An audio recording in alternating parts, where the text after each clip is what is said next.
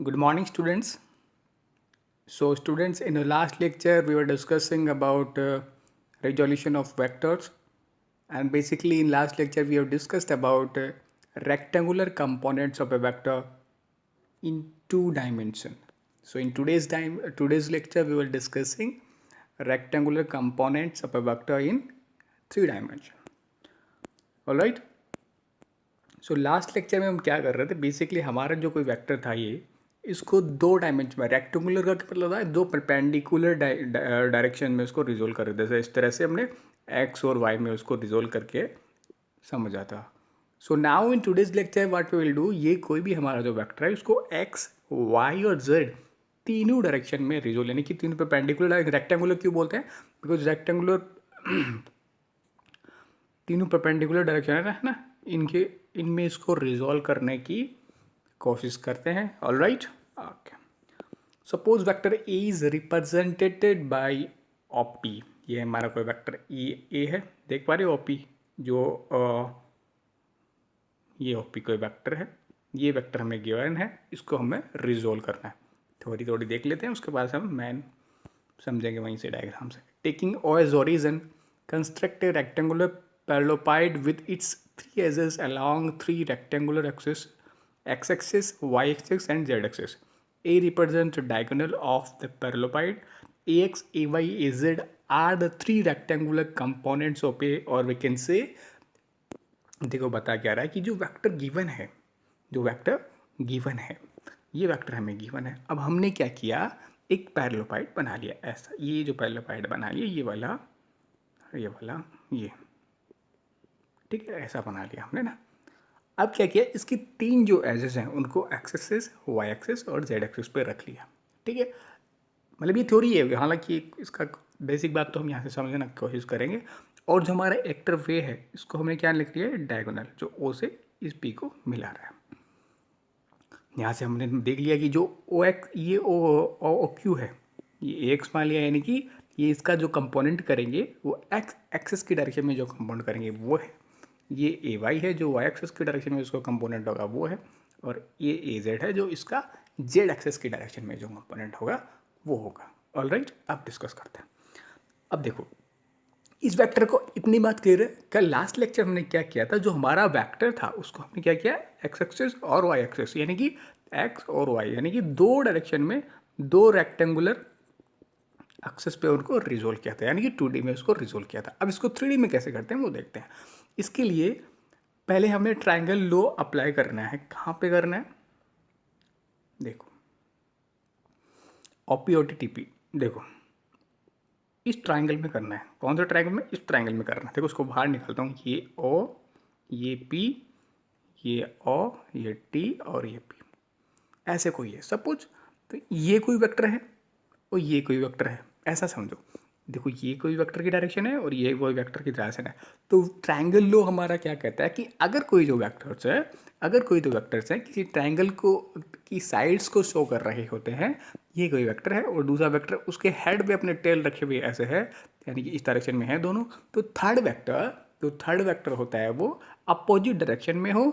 और ये देखो अपोजिट डायरेक्शन में हो गया और इस ट्रायंगल को क्लॉज करने वाली साइड हो तो वो क्या होती है उसका रिजल्टेंट होती है यहाँ से हम क्या बोल सकते हैं जो ओपी वेक्टर है तो वो रिजल्टेंट है किसका O T plus T P का ये बात क्लियर है ये क्वेश्चन समझ में आ गई ठीक है नेक्स्ट देखो applying parallelogram law of vector addition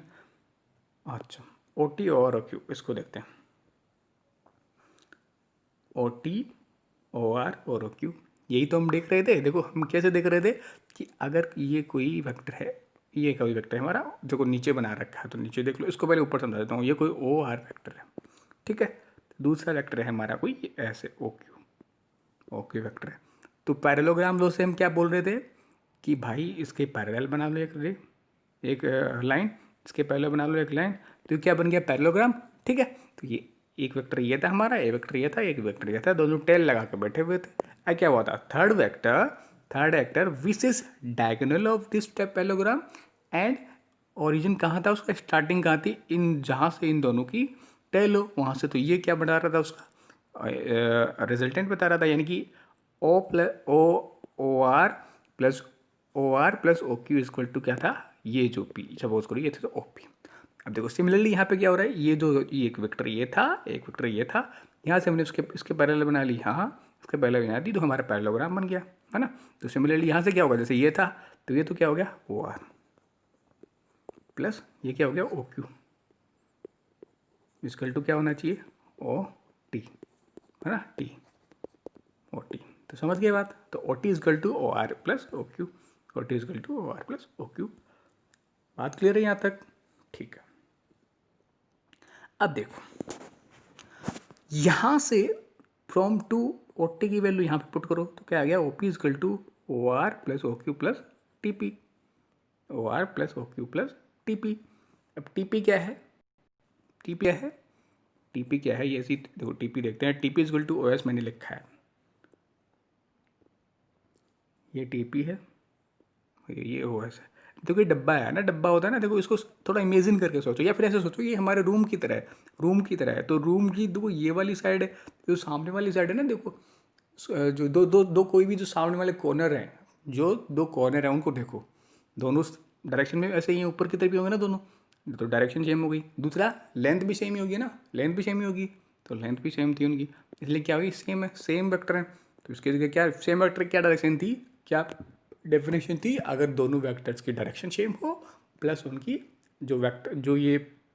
length भी सेम हो तो हम उसे क्या बोलते हैं सेम वेक्टर। तो यहाँ पे ओ एस को क्या लिख सकते हो, T P, O S vector is equal to T P vector. All right, यहाँ से देख चुके हो तो लिखो वैल्यू पुट कर दो,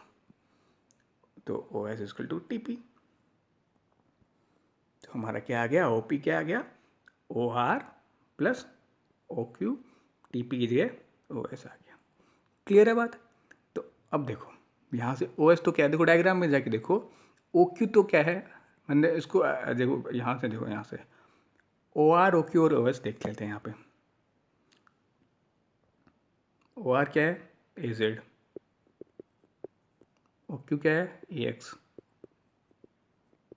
और ओ एस क्या है ए वाई। अब इसको ऐसे आ गए यहाँ पे, अब इसको अरेंज कर लो कि एक्स वाई जेड से ना, एक्स पे ले जाए वाई बाद में जेड, ऐसे हमें थोड़ा हैबिचुअल होता ना, तो क्या लिख दो, और ये क्या है ए वेक्टर, ए वेक्टर फाइनली हमारा क्या आ गया A x vector plus A Y vector plus A Z vector, ये आ गया, ठीक है।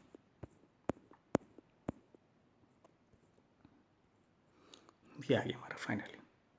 अब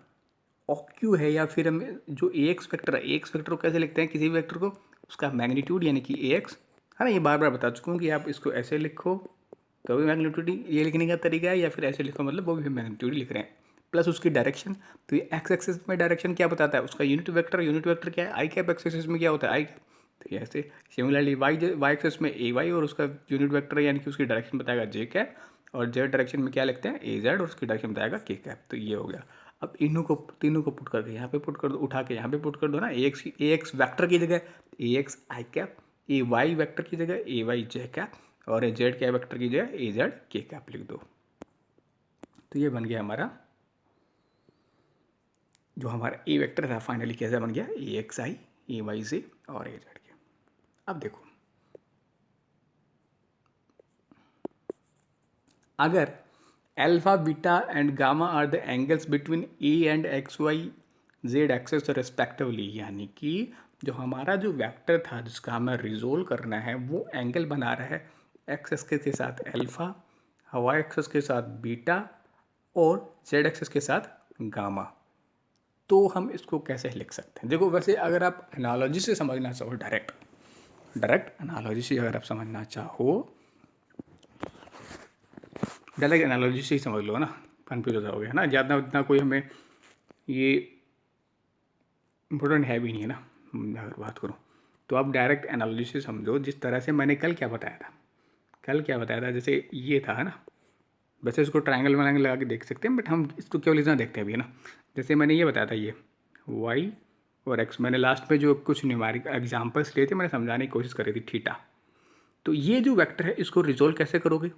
ऐसे मैंने समझाया था। एक्स एक्सिस में कैसे करोगे, यानी कि ए एक्स कैसे लिखोगे, इसका ए एक्स कैसे लिखोगे, जो थीटा होता है उसको कोस थीटा लिख दो, ए कोस थीटा।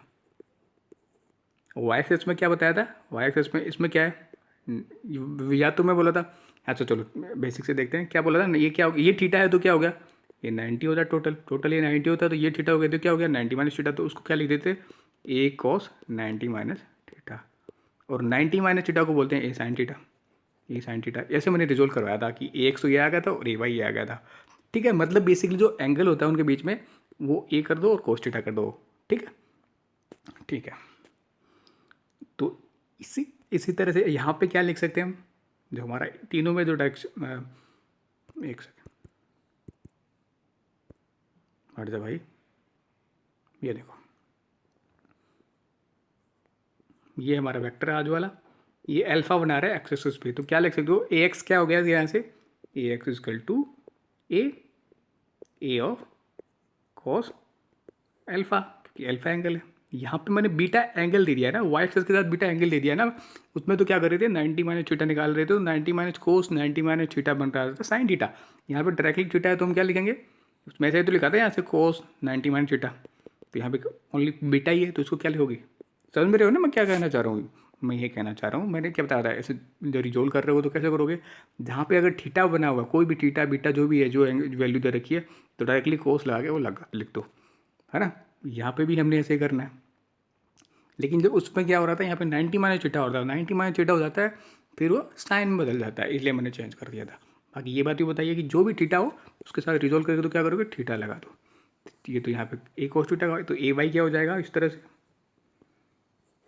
ए कॉस बीटा, क्योंकि डायरेक्टली एंगल दे रखा है बीटा, और थर्ड क्या था गामा, तो ए जेड क्या हो गया ए कॉस गामा। ये बात क्लियर है, ठीक है। तो ऐसे ही ये देखो, ये ध्यान रख सकते हो ये चीज़ है। अब इक्वेशन इन चारों को हम उस जो पहले वाली इक्वेशन थी, पहले तो उसको तो कुछ और कर रखा है, उसको देख लेते फिर, या फिर पहले वैल्यू पुट कर लो,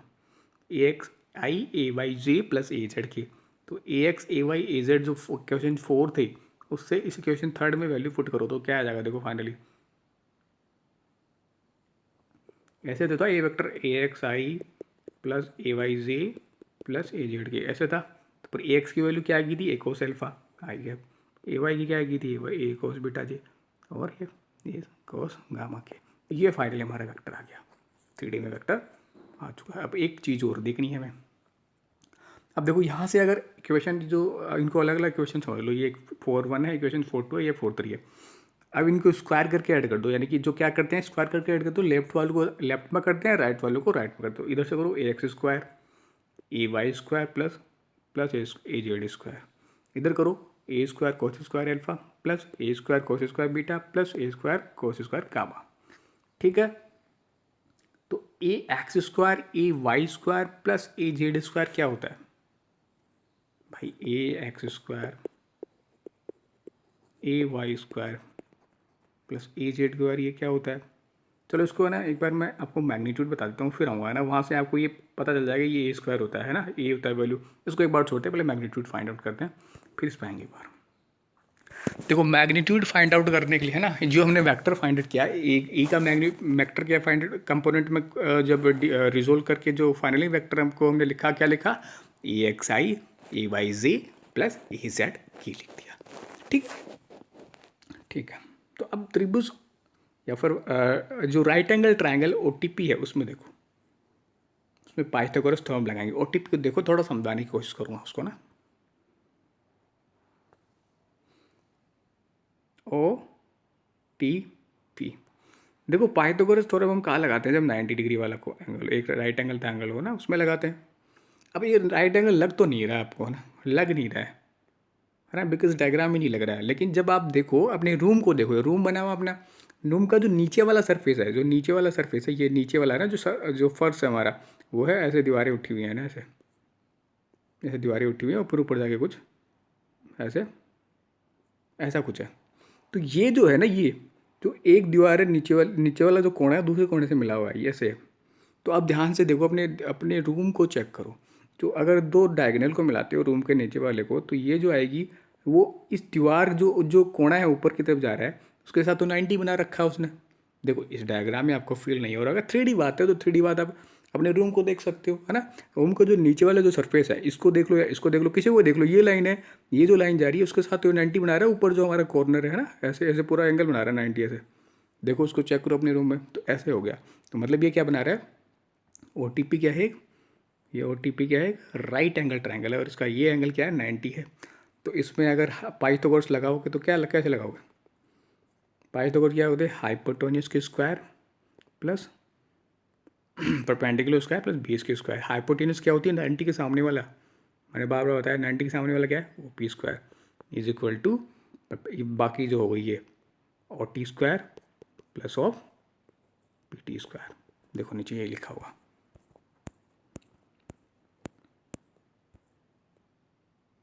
और T square plus T P square. Similarly O R T में देखोगे, ओ आर टी में देखो ऐसा ही, ओ आर टी भी क्या है, एक राइट एंगल ट्रायंगल है, ओ आर टी, है ना, ओ आर टी। ठीक है, देखो रूम वाला जो एक रूम का जो जैसे रूम की नीचे वाली ये सरफेस है, तो ये वाली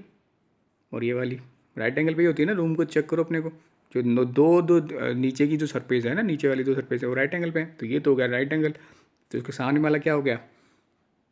हाइपोटेनस, तो क्या हो गया, ओ टी का स्क्वायर, ओ टी है ना, ओ टी का square is equal to R T का स्क्वायर प्लस ओ आर का स्क्वायर। देखो नीचे ये लिखा हुआ मैंने, ओ टी का ओ आर का स्क्वायर प्लस आर टी का स्क्वायर। ठीक है, तो अब इक्वेशन 7 इसको कंसिडर कर लो। इक्वेशन 7 से क्या कर दो, वैल्यू पुट कर दो किस में, 6 में। किसकी, देखते हैं किसकी करिए, ओ टी की है ना, ओ टी की वैल्यू पुट करो, तो टी पी तो स्क्वायर तो ऐसा कैसा रह गया, ओ टी की वैल्यू पुट करो, उसमें क्या था, T P square plus O T square, तो ओ टी स्क्वायर की वैल्यू थी पुट कर दी ओ आर, और R T square T P ऐसा कैसा। ठीक है, अब देखो T P square is equal to S square और आर टी ओ क्यू,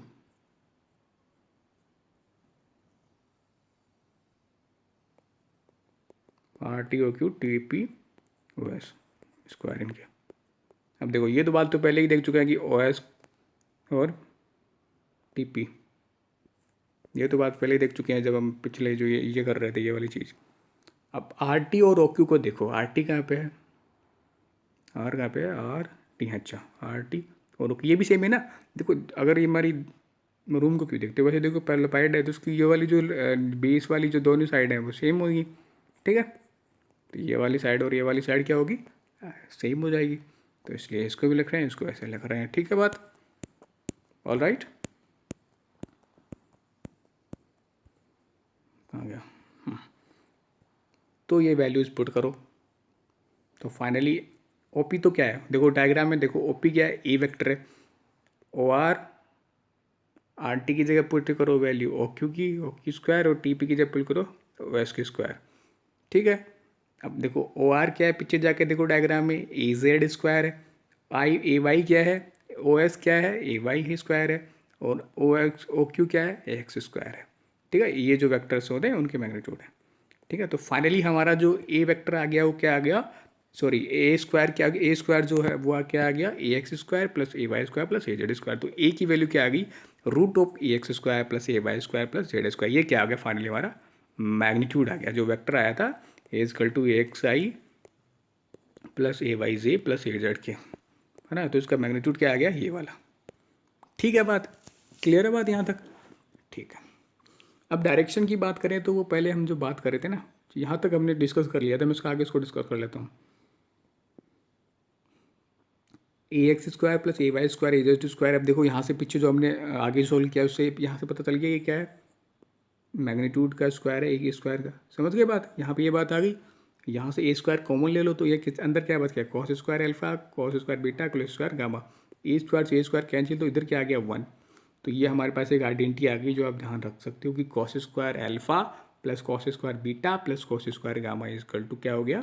1 होगा। ये ध्यान रख सकते हो। तो फाइनली हमारे पास क्या क्या आ चुका है, हमारा जो वेक्टर आ गया, यानी कि 3 डायमेंशन में इसको कैसे लिख सकते हैं कि ए एक्स आई ए वाई जी प्लस ए जेड के, और उसके बाद जो उसके साथ एंगल बना रहे होते तो उसको ऐसे और कैसे तरीके से लिख सकते हैं, a cos alpha plus a cos beta a cos gamma की के, ये जो यूनिट वेक्टर हैं। तो एल्फा क्या है, जो वेक्टर जो है हमारा जो एक्स एक्सेस से जो एंगल बना रहा है, बीटा क्या है जो वेक्टर है हमारा जो वाई एक्सेस से एंगल बना रहा है, गामा क्या है जो हमारा वेक्टर है वो जेड एक्सेस पे जो एंगल बना रहा है। ठीक है, तो ये बात होगी फाइनली मैग्नीट्यूड कैसे फाइंड आउट करोगे, वही जैसे पहले करते थे जो इनके ax² plus √2 AX² plus AZ²। ये बात क्लियर है। जैसे लास्ट लेक्चर में भी तो क्या आया था हमारा, जब 2 डायमेंशन में बात कर रहे थे तो भी तो ये आया था ax² प्लस AY² AZ में AZ² आ गया। तो सिमिलरली वैसा ही है। और ठीक है, वेक्टर को लिख भी ऐसे रहे थे, एक cos अल्फा और एक cos बीटा, है ना। यहीं तक लिखा था, उसमें ऐसा था कि वो थीटा बना रहा था, ऐसे थीटा बना रहा था। तो यहाँ पे एक cos थीटा था और यहाँ पे एक cos 90 माइनस थीटा था। एक cos 90 ये थीटा है तो ये कितना बच गया 90 माइनस थीटा। तो एक cos 90 माइनस थीटा था, 90 minus theta cos 90 minus theta क्या होता है साइन थीटा। तो उसको हम क्या लिख दिए थे, साइन थीटा लिख दिए थे। ठीक है। और इसको cos जो है ना, cos अल्फा cos, इसको बोलते हैं डायरेक्शन कोसाइन। देखो cos अल्फा तो इसको क्या बोलते हैं, ऐसे भी लिख सकते हो ax अपॉन, सॉरी इसको क्या लिख सकते हो, इसको देखो इस क्वेश्चन को a अपॉन ax, और इसको क्या बोल सकते हो, cos बीटा को क्या बोल सकते हो ay अपॉन a। सिमिलरली इसको क्या लिख सकते हो az upon a cos z is equal to.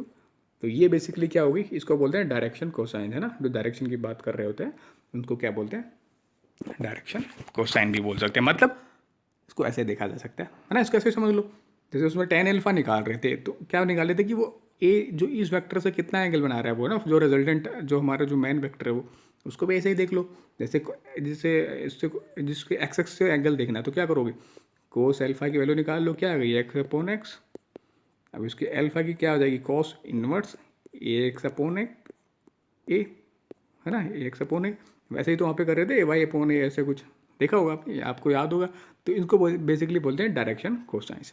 ठीक है। तो इसमें कुछ डाउट हो तो आप मुझसे पूछ सकते हैं, किसी भी प्रकार का कोई भी डाउट हो, अगर ये डायरेक्शन वायरेक्शन की बात करिए उसमें कोई डाउट हो तो आप पूछ सकते हैं। तो उसके साथ हमारा रिजोल्यूशन 2D और 3D दोनों में ख़त्म होता है। ऑलराइट, तो नेक्स्ट लेक्चर में कुछ उसके न्यूमेरिकल देखने की कोशिश करेंगे और फिर आगे उसके वेक्टर एडिशन और वेक्टर मल्टीप्लिकेशन, डॉट प्रोडक्ट और वेक्टर प्रोडक्ट की बात करेंगे। Alright, so that's it for today, thank you.